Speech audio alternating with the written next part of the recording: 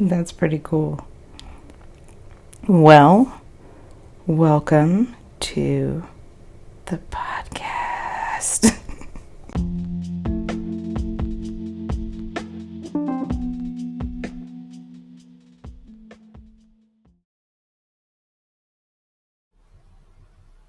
Hi, everybody. It's your host of Freedom to Fight, and Yura Mathis, and I have another recap for you. This recap is for episode 4, Dewey of CholoMMA. I had such an amazing talk with him, and I'm so thrilled that he's on my season 3. Season is going pretty well. I feel like we're talking about deeper subjects, and in this episode, we talk about addiction and Dewey's experience with alcohol and the impact of that on himself and others. And so that's what I want to talk about today is addiction.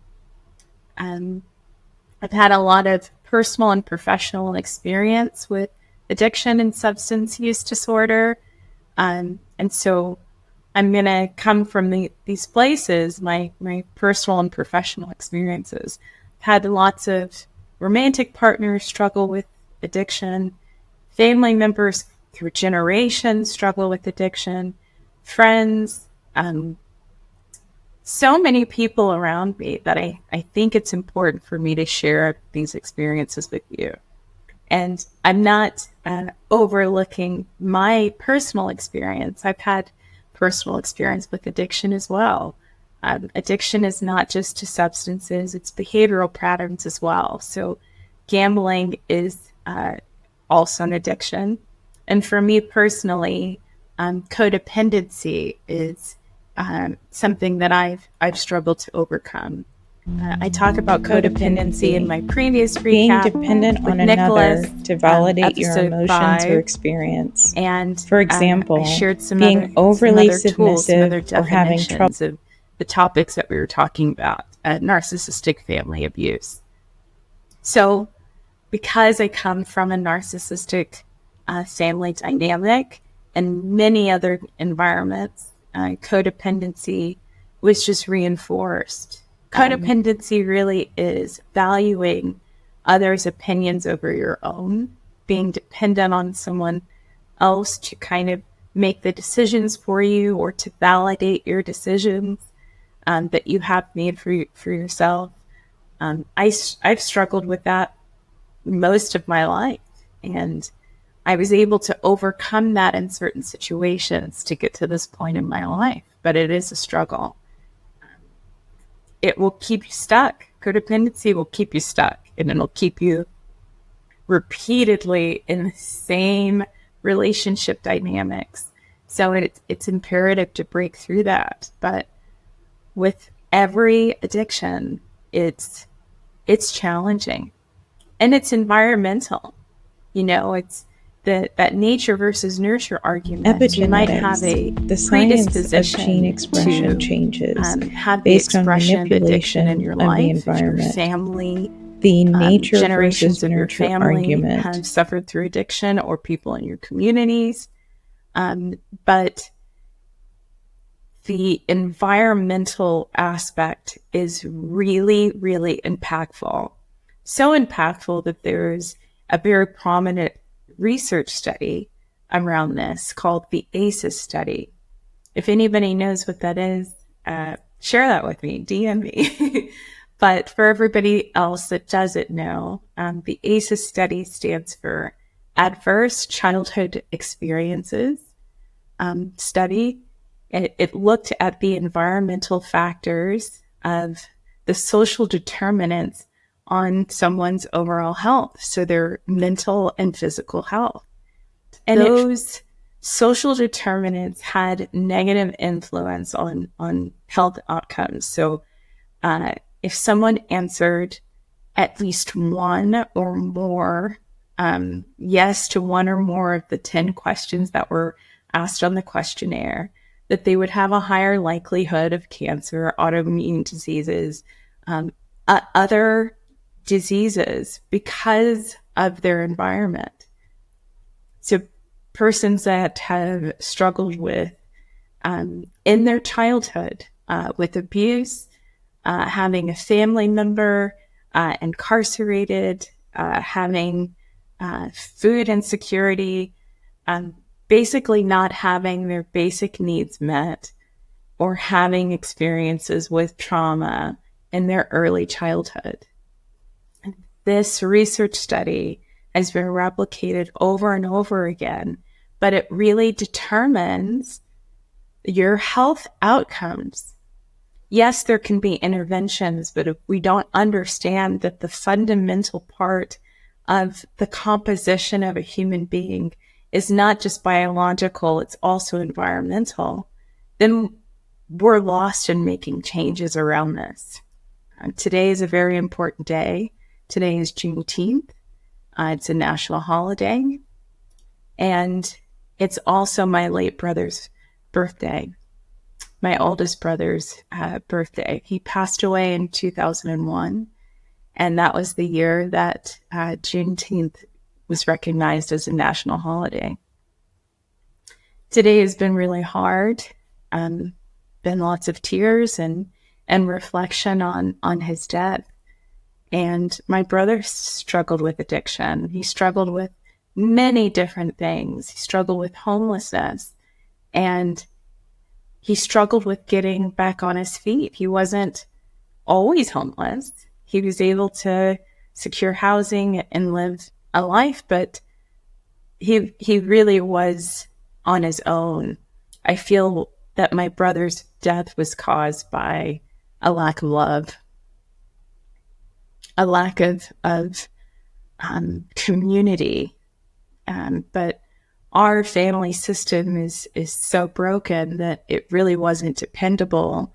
There's lots of gaslighting, lots of projections and what have you. So he really was, the odds were stacked against him.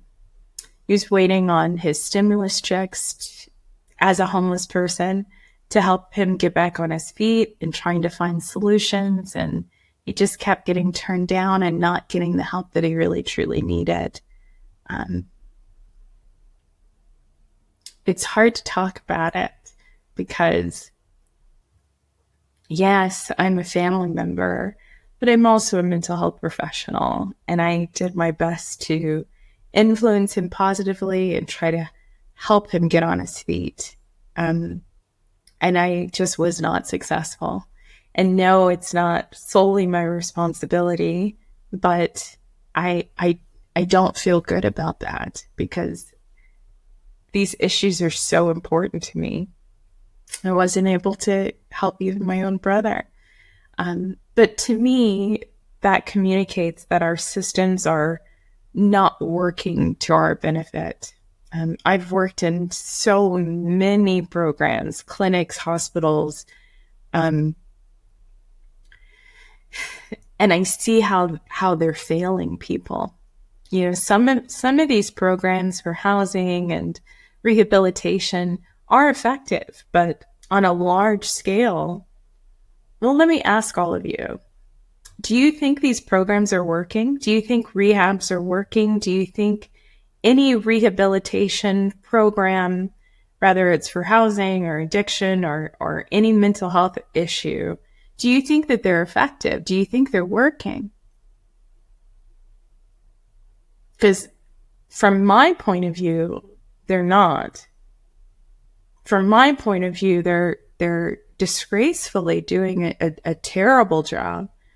They're causing actually more issues than solving problems. I don't think it's as difficult as it has been perceived to be to help people get housing. I don't think that the war on drugs is as serious as people are giving it. I think that we need to look at these other factors, how our environments affect us. And oftentimes in these programs and these rehabs and what have you, they're based on shame. So let's talk about shame. Dr. Brene Brown I love her so much. She's at the University of Houston, but she's a clinical shame researcher. And she has really spoken to the public about the effects of shame and that there's not really good uses for shame. Yes, there's different perspectives from different generations, but research says that there is not a benefit to shaming someone and to have shame utilized in our systems.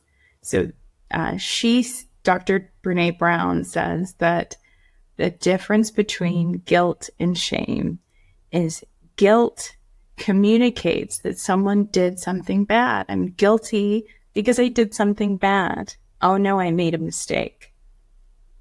But shame communicates that I did something bad because I am bad. The identity changes. And a lot of our systems are based on that. Our justice system, looking at, people that have been incarcerated. And Dewey shared that he has experienced that in his lifetime. Well, that communicates that you're bad. Not just that you did something bad and that you need to pay the price for it, but that will follow you because you're bad, right? These programs reinforce the same behavior. Now, I'm not saying that there is no success in any jails or any prisons or any rehabs, but they're utilizing this system that reinforces more of the same. If you want to help someone struggling with addiction, then you don't focus on the addiction. You don't focus on the behavior they need to change. You need to supplement. You need to understand why someone is using that substance or that behavior. And then you need to identify healthier ways that they can substitute. But oftentimes people put their own timelines and their own opinions in the way of someone's healing. And they just are in the same loop over and over and over again. I don't think these systems work. I'd like to say otherwise, but I don't believe that these systems are looking at the impact of trauma. Some of them are. There's movements to look at that. But if we're going to keep shaming individuals because I wouldn't live my life that way and, so they should be treated less than, we're perpetuating these same issues by our approach. I've worked in a lot of these programs. I've worked in clinical settings for the past 10 years. I've worked in hospitals and clinics and rehabs and what have you. I've been in these systems and I know that they're ineffective. I'm open to other perspectives, but I'll have to say that in my experience, and professionally and personally, these programs are ineffective. And that's why we're not seeing the changes.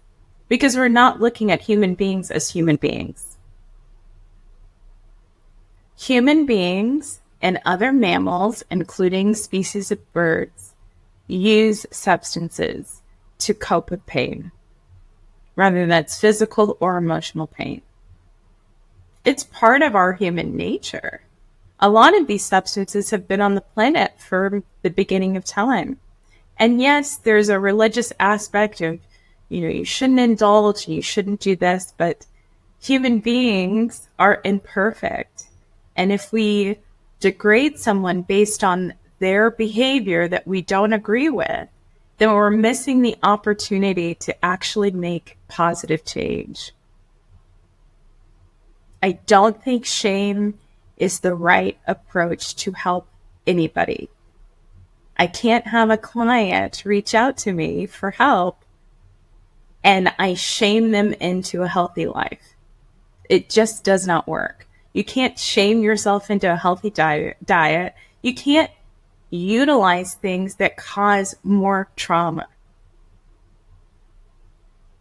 So I have to share this information with you because I'm so passionate about it, and I'm so heartbroken that the systems that are designed to work don't work. And who is getting blamed? The victims of that system. My brother needed the right kind of help and he didn't get it. And so many people in my life did the same and did not get the help they needed. And instead were just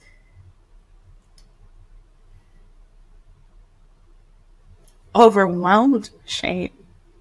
Shame can push someone to take their own lives. So we have to ask ourselves, what is our intention? Is it more important to share our shameful opinions than to help someone?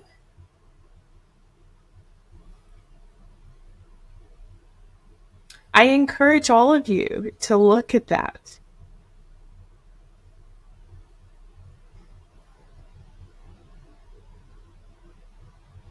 I have made plenty of mistakes throughout my life in my professional career, but I do know that I can learn from my mistakes and that I'm guilty of making mistakes, but that I'm not bad.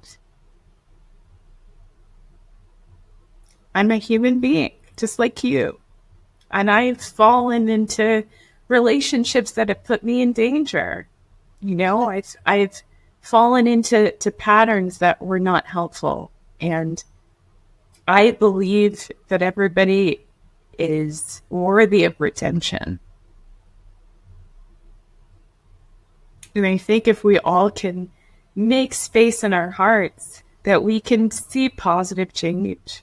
We just have to be willing to change ourselves and not so focused on changing someone else. If you want to affect someone positively, you have to do that with love. You can't do it with shame. There are rehabs that have upgraded their, approaches, but if it's shame-based, it's going to be ineffective and it's going to perpetuate the problem.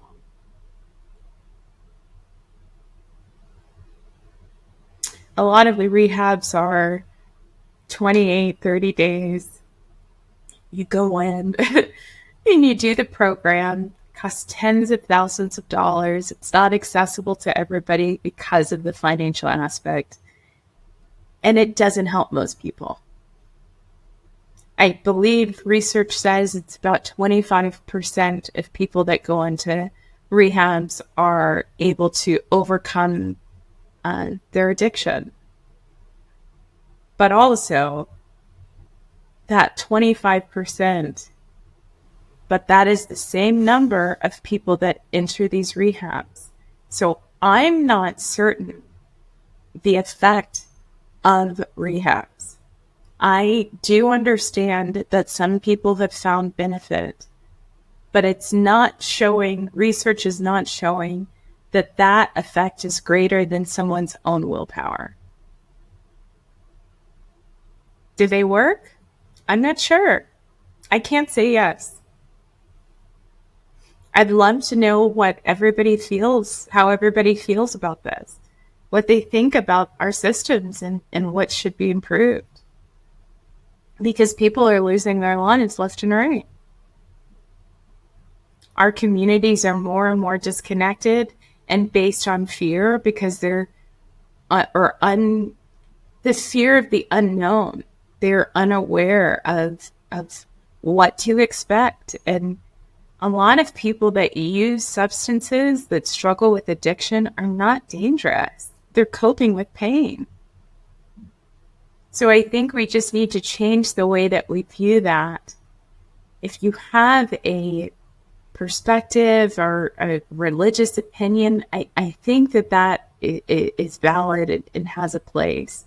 But I think if your intention is to help people, you're going to have to put your opinions aside and offer someone that's struggling what they actually need. What they need is compassion. they need love. June is a lot of things. Juneteenth is today. June is Pride Month. And June is also Men's Mental Health Month as well. And I'm glad that we are celebrating so many things in this month. But I encourage all of you to look at the aspect of addiction and how it has impacted your life and your community and what you think the right solutions are, because I don't think we're doing a good job as a whole.